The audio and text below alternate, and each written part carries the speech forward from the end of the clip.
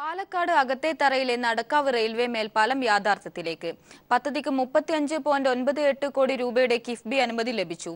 സ്ഥലം ഏറ്റെടുക്കാനായുള്ള സർവേ നടപടികൾ എത്രയും വേഗം പൂർത്തിയാക്കുമെന്ന് ജില്ലാ കളക്ടർ പറഞ്ഞു.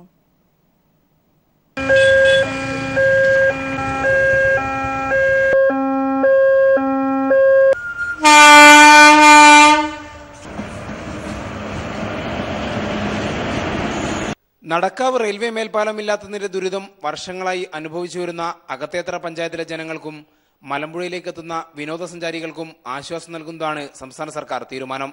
ജനകീയ സമരങ്ങൾ നിരവധി നടന്നെങ്കിലും പല കാരണങ്ങളാൽ മേൽപ്പാല നിർമ്മാണം നടന്നില്ല. പദ്ധതി വൈകുന്നത് ചൂണ്ടിക്കാട്ടി ഭരണപരിഷ്കാര കമ്മീഷൻ ചെയർമാനും സ്ഥലം MLA-യുമായ VS അച്യുതാനന്ദൻ നിയമസഭയിൽ സബ്മിഷൻ അവതരിപ്പിച്ചിരുന്നു. ഇതോടെയാണ് മേൽപ്പാലത്തിനായി 35.98 കോടി രൂപയുടെ പദ്ധതിക്ക് കിഫ്ബി അന്തിമ അനുമതി നൽകിയത്. സ്ഥലം ഏറ്റെടുക്കാനുള്ള നടപടിക്രമങ്ങൾ എത്രയും വേഗം ആരംഭിക്കുമെന്ന് സ്ഥലം സന്ദർശിച്ച ജില്ലാ കളക്ടർ P. മേരിക്കുട്ടി അറിയിച്ചു.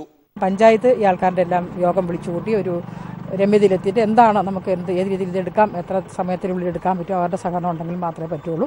അത് കിട്ടിക്കഴിഞ്ഞാൽ അതിൻ്റെ ഡീറ്റെയിൽസ് വെച്ച് ഗവൺമെൻറ് പ്രപ്പോസലായിരിക്കും. ഗവൺമെൻറ് തീരുമാനിച്ച് കളക്ടറെ അല്ലെങ്കിൽ ഒരു അധികാരിയെ അതാണ് നെഗോസിയേഷൻ പർച്ചേസ് ആണോ അതോ ലാൻഡ് അക്വിസിഷൻ പ്രൊസീഡിങ്സ് ആണോ അത് ഗവൺമെൻറ് തീരുമാനിക്കും. ഗവൺമെൻറ് തീരുമാനിച്ച് തന്നാൽ അതനുസരിച്ച് നമ്മൾ ആക്ട് ചെയ്യും.